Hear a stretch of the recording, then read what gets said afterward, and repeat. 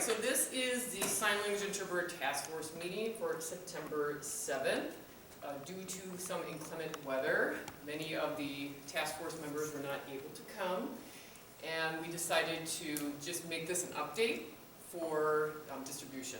A lot of things have happened this summer, a lot of new updates or changes have come about, so I want to update the community, and hopefully at the next October meeting we will be able to have more movement as to how we're going to move forward with all the things that we've been doing over the summer. So we have here present, we have Leah Sparks, who's going to interpret for me. And we also have Zoe Parmater taking the notes, Sean Alvarez helping us with the camera, and we have Amy Fryman here with us. So if you're wondering who's present, now you know. Okay, so this summer we had asked everybody to go into subcommittees. We had the subcommittee on certification, CDIs, enforcement, and then the DSPS, DPI, MOU. And so I've been checking in with all the subcommittees to see what's going on, and the groups have provided me with updates, and I'll do my best to share what I have. And then Amy's also going to share an update. I also have some handouts and attachments that I'll be sending along with this video for you to review. And then at the next October meeting, it'll be open to the public. You are certainly welcome to come and attend and ask more questions. So, this summer I was on the certification committee. We looked at the license, we looked at certification options. We have a document prepared that we are going to share tonight. But before I jump into that, Representative Rostov was very instrumental in helping me this summer get a meeting with an attorney, Mike Gallagher, from the Legislative Reference Bureau, and he also was able to, the Legislative Reference Bureau, and it's their charge to help organizations or anybody drafting a bill, right? It's their job to do the research, help find the language, and help those groups that are in the process of trying to propose legislation.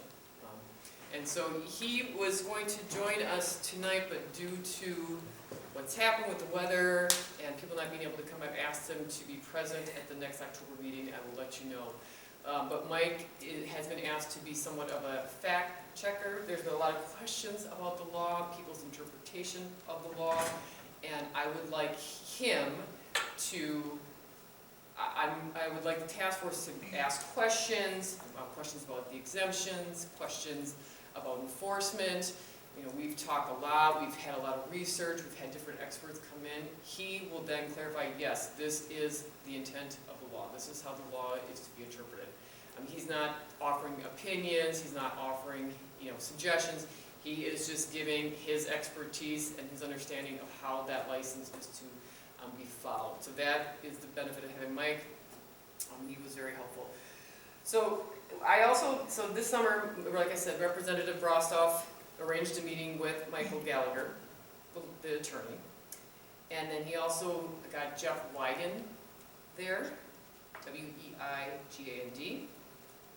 He is the Assistant Deputy Secretary of DSPS.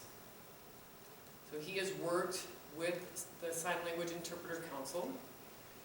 He was working as a liaison for, I want to say it's Dan Williams, but was very knowledgeable on what was going on with the questions that I had from him. So we met in early August, so it was Representative Rostov, myself, Jeff, and Mike Gallagher. And we talked about several things. I updated them on the RID moratoriums, what has since happened this past year, what is the charge of the task force, and looking at what our options are as we move forward.